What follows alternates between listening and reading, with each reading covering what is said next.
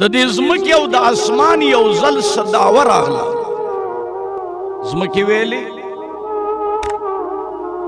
او اسمان هم ویلي، خو د اسمان وینا دا وه چې زه الله اوچت پیدا کړی او ای ځمکې ته الله لاندې پیدا کړی. نو ځمکه هوښیاره وه. ځمکې ورته وویلې چې ستا اوچتوالی هم الله خلقت کړی او زما لاندېوالی دام د الله خلقت دی. ته یې بره پیدا کړی او زه یې لاندې پیدا کړی. اسمان ورته وویلې چې زما مثال د شیشې دی او تا باندې د خاورو خړ صادر پروت دی.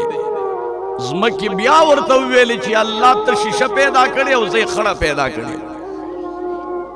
خو د دواړو دعوه شوه. اسمان ورته وویلې چې ګوره په ما کې ستوري دي. وزینا السماء الدنیا بمصابیح. ځمکې ورته وویلې چې په ما کې هم رڼاګانې شته، ډیوې شته، چراغان شته، لګېږي د شپې. اسمان ورته وویلې چې په ما کې فرشتې دي. ځمکې ورته وویلې چې په ما کې ولقد خلقنا الانسان فی احسن تقویم. انسانان په ما کې دي. اسمان ورته وایي چې په ما کې جبرائیل دی، میکائیل دی، اسرافیل دی، فرشتې دي. وایي په ما کې هم نیکان شته، انبیا دي، امتیان دي، بیا علما دي. نو اسمان ورته وویلې چې په ما کې دریابونه دي. ځمکې ورته ویلې په ما کې سیندونه دي او دریابونه دي.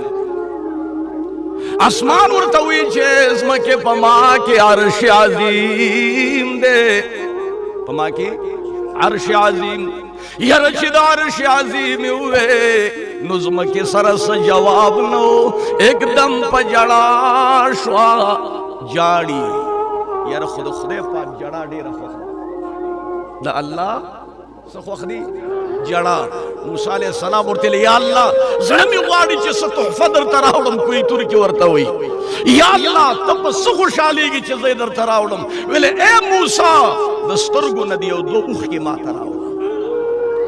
په مینه هم سبحان الله ونه ویلي. ولې مو نه ویلي؟ ځکه تاسو کله جړلي نه دي، کله ستاسو نه اوښکه د سترګو نه تللې، سوا د کړۍ د کبابو نه چې هلته د هغې لوګې راشي او سترګو نه اوښکې لاړې شي. د خدای د یارې نه هم کله جړلي، ځکه پیغلي راغلی که نه. ګوره موسی علیه السلام ته وایي چې زما د هر څه نه دا خوښ دي چې ما ته د اوښکو ډالۍ راپېښ شي. د الله اوښ جړا ډېره خوښوي نه جي. نو ځمکې وجړل. و یا الله د هر څه جواب مې ورکړی. الله ورته وایي و ځمکې ولې جاړې؟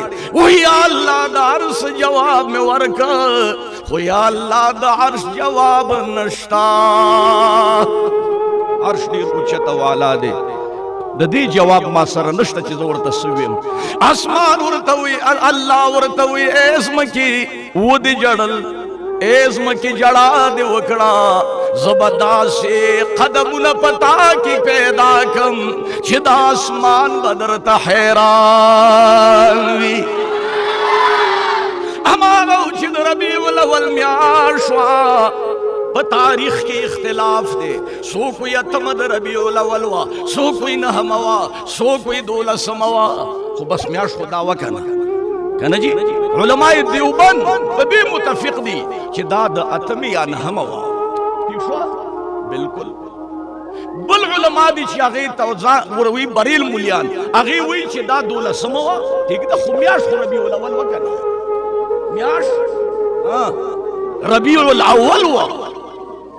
حق ٹھیک خبره ده، خو حضور په دې میاشت کې پیدا و.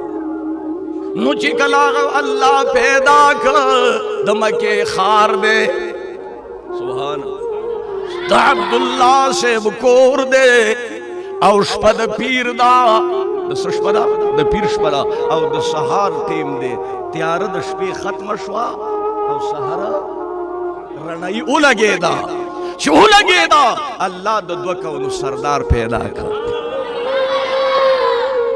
کاغه لطیف الله مولانا موی لاړه تیاره رڼا سبا راغې، لاړه تیاره رڼا سبا راغې، دنیا ته پاک رسول الله راغې.